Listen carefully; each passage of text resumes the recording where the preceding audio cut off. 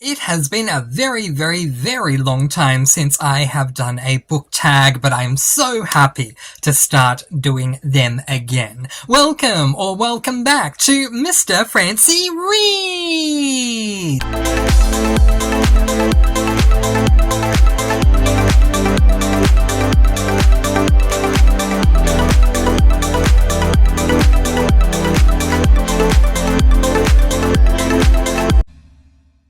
Hello and welcome back to Mr. Francy Reads. I will get into the book tag in just a moment, but before I do, thank you for joining me today. If you're new here, welcome, and if you're not, welcome back. We also have a Discord. A link to that is in the description. There's a lot of things going on in the Discord at the moment, so highly recommend to join if you are able. And yeah, let's continue moving on. Alright, this is the 20 questions book tag.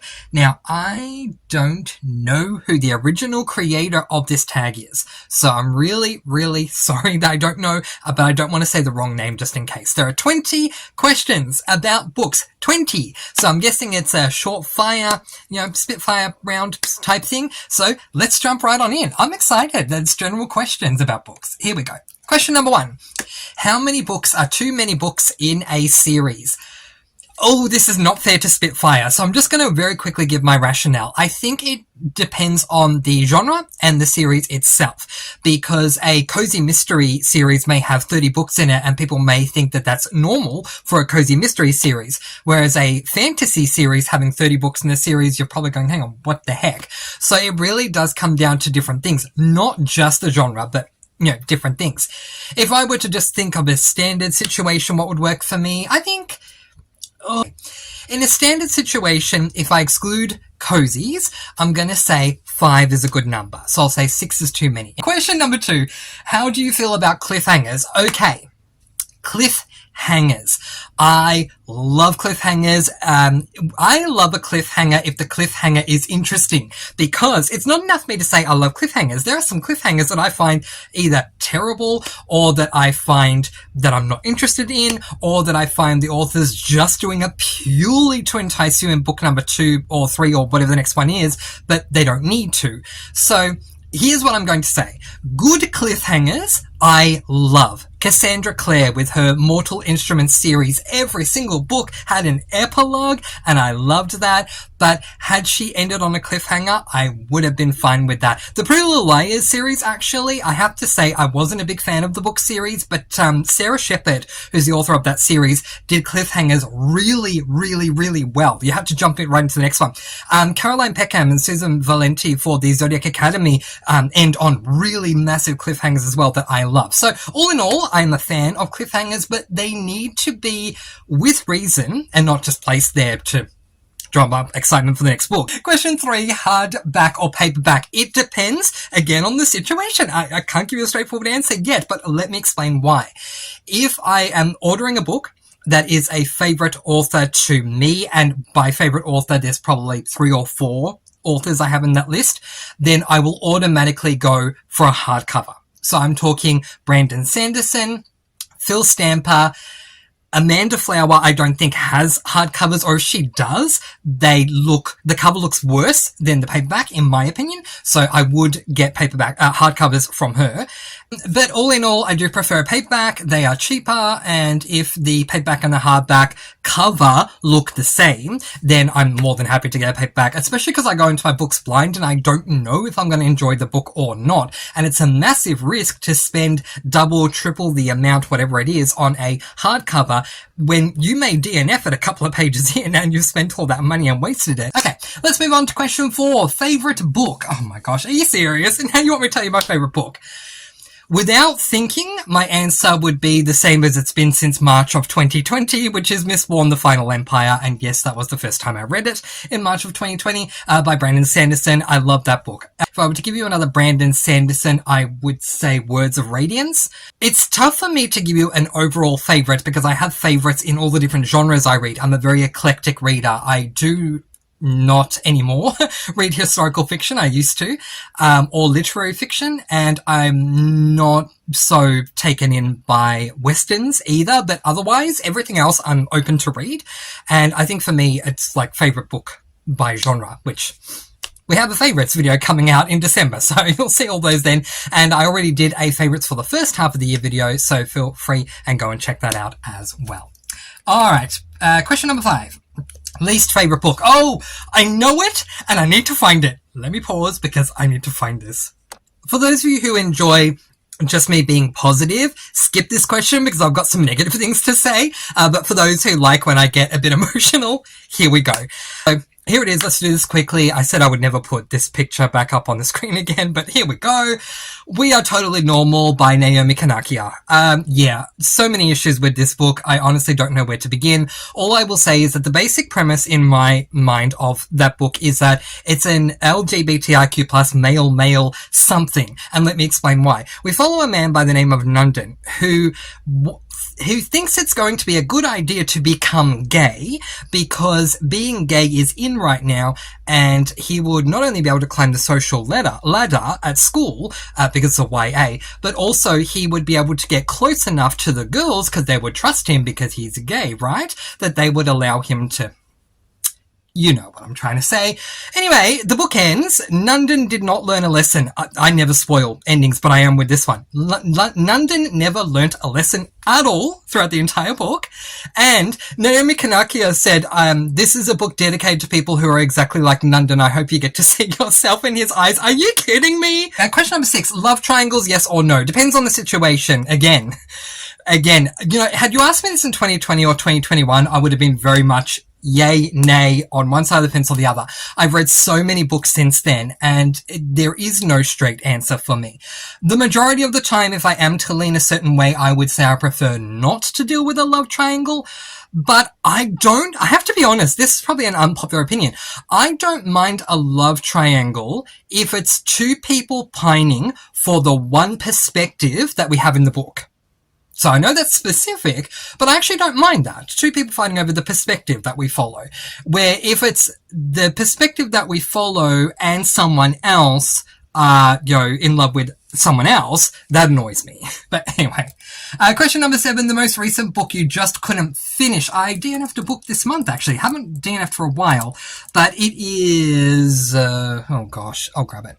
Just makes it easier on editing. I DNF'd this book, The Angel of Vengeance by Wade H. Garrett. I DNF'd this, I think, about a week ago, and I haven't DNF'd a book in a very long time, so there you go. This is a horror. I'm sure it looks like one, horror or fantasy to you by the cover, but what annoyed me about this was it was way too descriptive, but this is meant to involve certain things, and those certain things, I got about 50, 60 pages in, and those certain things weren't happening, and I was led to believe they would happen right from the beginning. Anyway, many reasons.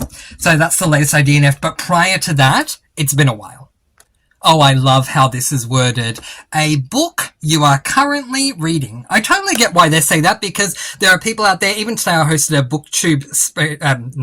a Discord reading sprint, and someone was saying to me that they are replacing their next audiobook because they've finished their last audiobook, but alongside that they're also reading a completely different physical, and some people will have a physical, an audio, and an ebook that are 3 different books and then just replace when they've done with each one. I used to not do that, but what I did used to do was multi-read and have 3 physical books going at one time. Then it kind of, 2 things that annoyed me, first of all, and also I found it hard to keep certain things straight, especially if books were similar. So now I've gone back to reading one at a time. My answer to that question is this book, Golden Boys by Phil Stamper. This is the first book in the Golden Boys duology, and as you can see, because it is Phil Stamper, it's a hardcover. So, there you go. Next question. Question number 9. The last book you recommended to someone. Oh my gosh. I don't know the last book that I recommended to someone. It probably was a Brandon Sanderson book, who I call Brando Sando affectionately. It was probably a Brando Sando, but I don't know. Seriously, these days I think more I'm taking recommendations from you all, so yeah. But yeah, it was probably a Brandon Sanderson book, and just to be on the safe side with it, was probably Mistborn: The Final Empire. Question 10. Oldest book you've read by publication date. Let me check out my Goodreads. Okay, so how did they word that? Sorry.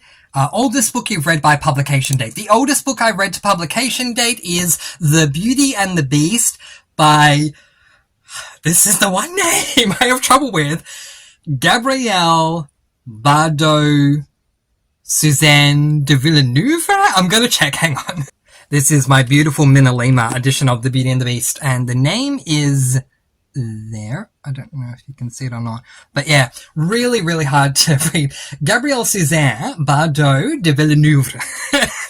And according to Goodreads, this was published, and not this book, but the story of The Beauty and the Beast, which you got the same story in this. It's just a Minalima edition that was published post 2000s, but the original story, the canonical story, was published in 1740.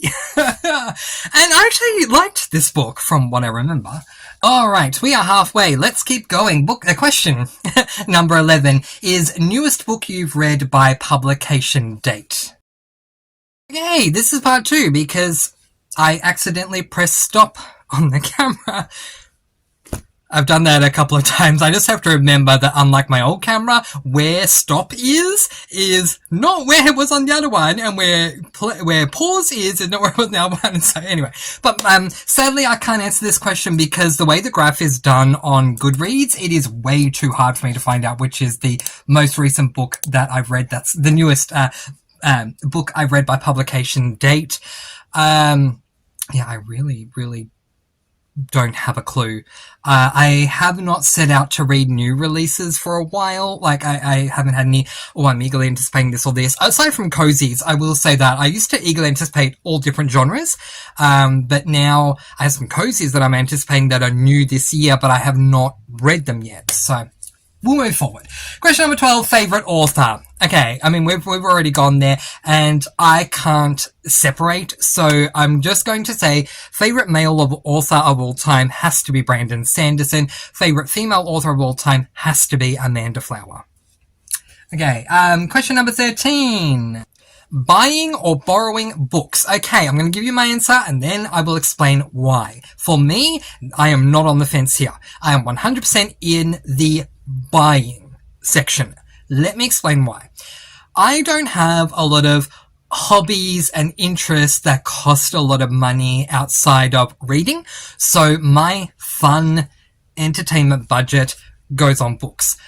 Another reason why I prefer to buy the book rather than to borrow is because I won't always have the books on my shelves. Question 14. I'm just checking the okay. A book you dislike that everyone else seems to love. Oh my gosh, Lord of the Rings. How much time do you have? I don't like it. I look, the way I see it as readers, we are not a monolith. We are not the same. And I welcome fun arguments between passionate readers who are so far on one side of the fence or the other about a book. And so, please come back to me in the comments below and say the Lord of the Rings trilogy is the best thing that's ever been created. Please do. But for me, oh my gosh, I just couldn't stand the series. And anyone that was around me, and I mean around me personally, you know, in my everyday life at that point in time when I was reading the trilogy, which I think was in April 2020, I read The Hobbit and the 3 Lord of the Rings books in that 1 month. So that's probably something to do with it as well. But also on my channel, oh my gosh, every opportunity I had, I was like, have you read Lord of the Rings? Let me tell you why I don't like Lord of the Rings. Oh my gosh, I have so many that I could talk to you all about. Maybe I should do a video on the worst books I've read in my opinion, to see what everyone else's opinions are on these books. But anyway, that's my answer there. Question 15 is much easier to answer. Bookmarks or dog ears? Bookmarks. Yeah, look, because I am using my own books, my preference is that I don't want to bend them.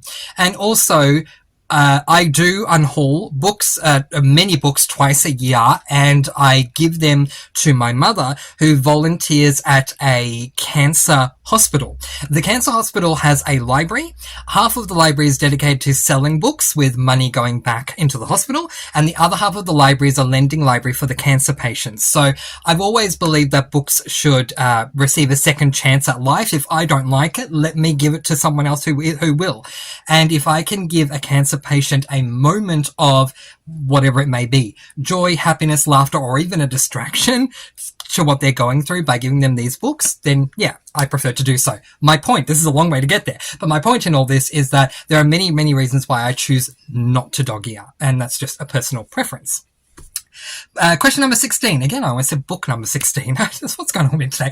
Question number 16. A book you can always reread. Mistborn: The Final Empire by Brandon Sanderson. Although in saying that, the last time I read it, I kind of fast-forwarded. I was listening to the audiobook and I kind of fast-forwarded through certain sections. But Famous Five, especially Five Go Adventuring Again, book number 2. It has great nostalgia for me. I could read that many times. Question 17, I am very much on one side and not the other. And that question is, can you read while hearing music? And my answer is absolutely not. Part of the reason, and it's not the full reason, but part of the reason why I jumped over to predominantly listening to my books as an audiobook is because I do get distracted very easily if there's any other noise around me. And I'm physically reading. When I'm listening to an audiobook, someone can throw a little tiny stone at my window. I probably wouldn't hear it because I'm so engrossed in the audiobook. So yeah, and it can be the smallest thing that can distract me. So yeah, I can't read while hearing music, but I can't listen to music and do anything. So it's not just reading. I can't do homework. I can't do this, that, the other. I can't do anything while I'm listening to music, except dance. I can dance while listening to music. Woo, let's dance. Dance party, woo. I love dancing. I love singing. Yes, I can do both to music, but otherwise, no. Question 18, one or multiple POVs has me right back on that fence. It really, again, depends on the book, the genre, the scenario as a whole. In fact, this book, Golden Boys, by one of my all-time favorite authors, Phil Stamper, I struggled in the beginning because it is multi-perspective, and I didn't think it suited the book. I think it does now. I'm further in than I was, but yeah, when I was, reading the first, say, 50 pages or so, I was thinking, there are 4. Why do we have 4 different perspectives? But then there are other books where I don't mind it, like Zodiac Academy. There's many perspectives. In case you're unaware, POV stands for point of view. Perspective is an interchangeable word for POV. And for those who don't know what it means whenever you read a book, I'm just trying to say this in words that prior to me being on YouTube, to help me understand. So here we go. Whenever you're reading a book, whenever you get to experience the internal goings on of a character, that is their perspective. That's the easiest way to say it. If you can hear inside their mind, feel inside their body, anything like that, see through their eyes, you're following their perspective, or POV. Sometimes it's the other way around though. Sometimes it's a singular perspective or POV, and I wish it was dual, especially in romance, whether it be LGBTIQ+ or male-female, either way. I love romances that are dual perspective, where we get to see both perspectives. 2 questions left. Question 19. Do you read a book in one sitting or over multiple days? The answer to this, it comes down to the size of the book, really. Yeah, so, I mean, if you're going to give me a 500-page plus book, I promise you right now it will not be done by the end of the day. Like, the day I start will not be the day I complete it. That's not going to happen. But if you give me a novella, absolutely I will finish it in one sitting. And if I don't, there'll be a really good reason, like I had to go to bed, or there are other things I need to do, and so I just didn't have the time. But if I have the time to get through a whole novella in the space of a day, I absolutely will. If I have the time to get through a tome, 500 pages plus, it's still not going to happen. But I will tell you this, I prefer to read books in less time, especially any form of a mystery, be it mystery, thriller, cozy, whatever it is, because I find that I retain more specific information, the less time it takes me to read a book. So, yeah. But do you read a book in one sitting or over multiple days? I do both. It depends on the size. And the final question is question number 20. A book you've read because of the cover. I have one in mind. Actually, I have two in mind. Hang on. So the book that I was thinking of, I'm going to give you two, but the book I was thinking of was this book, which is The Afterlife of Holly Chase by Cynthia Hand. I purchased this book because I love the cover. Really, really beautiful cover. And then I really didn't like the book, I gotta be honest, so I unhauled it. But I do have an opposite for you, and that is this absolutely gorgeous book that I went miles to get. Let me tell you, I went to many bookstores and asked if they could get this book in for me in Melbourne, Australia. And they all said the same thing. Yes, we can get the book in for you.